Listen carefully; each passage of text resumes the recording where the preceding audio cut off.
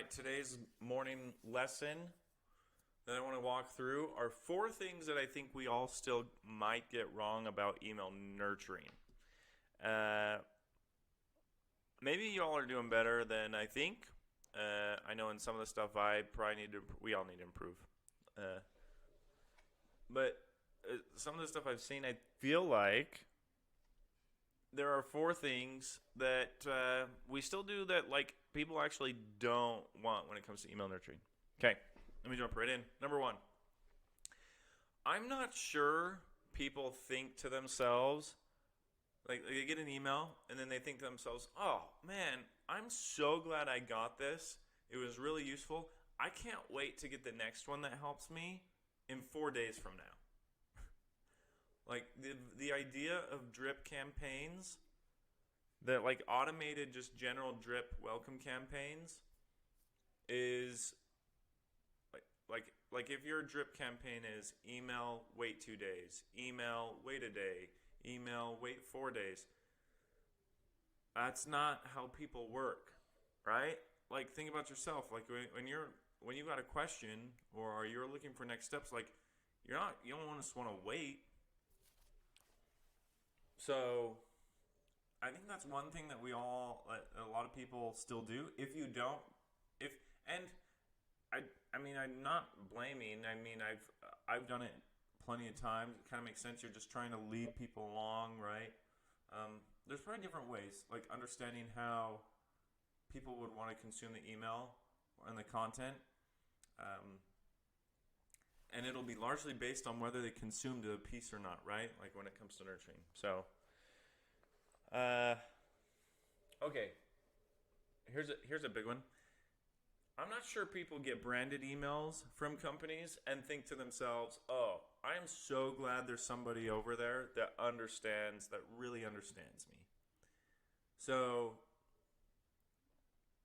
like, sales excluded. Sorry, sales. If you get emails from folks at different brands, like that's when you start to feel like they actually know you. Like, have you been hit up by,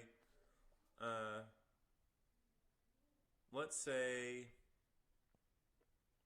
I'm just gonna pick a random brand out there. Let's say Sprout Social. Okay.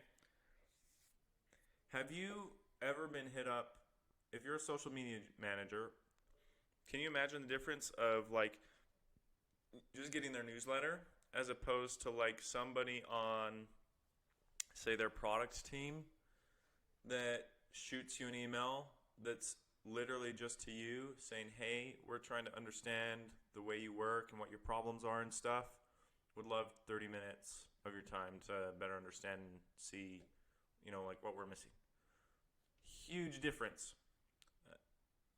Nurturing, right? Like it's a different approach. So don't think you really feel like brands understand you from the blasted messages. Okay. Number 3. This is a good one. I'm not sure we understand how much people are willing to actually receive content and emails from us if it's good enough.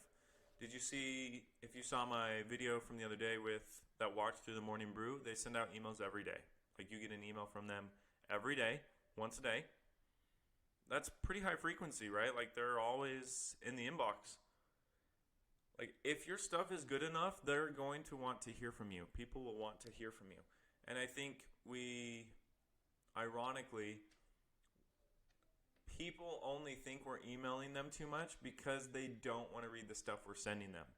Like if they wanted to read the stuff we're sending them, they probably would say we're not sending them enough. Lesson 4, I'm not sure we build our email experiences that in ways that like help create relationships. Now, I'm actually thinking of branded emails right now.